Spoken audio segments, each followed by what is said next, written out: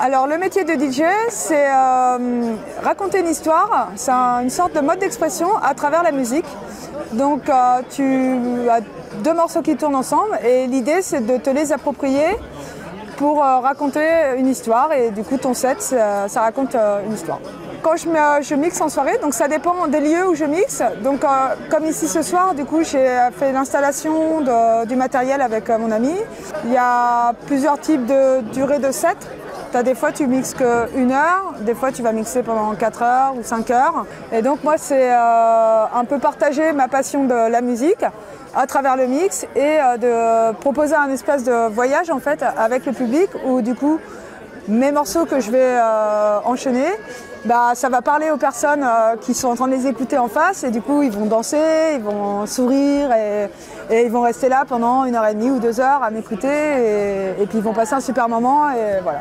Mon mode d'expression premier, c'était plutôt la peinture et les arts plastiques.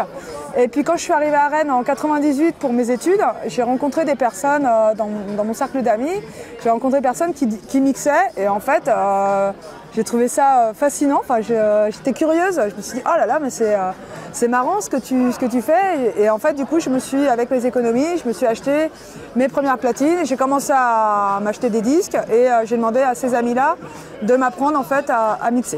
Il existe aussi des formations maintenant parce que le métier de DJ ça s'est beaucoup démocratisé en fait.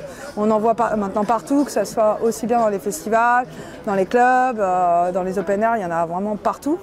Donc du coup maintenant il existe des formations pour devenir DJ. Il y a aussi des personnes qui proposent des vidéos sur internet pour apprendre les bases si on est un peu tout seul et que dans son entourage on n'a pas quelqu'un qui peut nous montrer quoi. Alors les avantages c'est de faire partager un bon moment avec les personnes. Quand tu mixes et que tu vois que ton mix ça prend, t'es là, mais c'est trop le bonheur, t'es là yes. Et puis tu sais les gens quand tu as fini de mixer, qui viennent te voir et qui disent oh là là mais c'était super ton set, j'ai trop adoré. Enfin ça fait toujours quelque chose. Qu'on vient de te le dire, même au bout de 20 ans où tu mixes, moi ça me fait toujours comme la première fois où je dis c'est trop cool, j'ai réussi. Et les inconvénients, c'est que c'est quand même beaucoup de travail nocturne.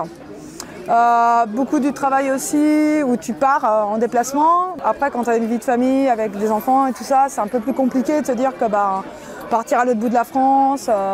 Moi mon conseil c'est que déjà pour devenir DJ c'est qu'il faut avoir une certaine sensibilité à la musique et puis l'envie de faire partager en fait sa passion en fait.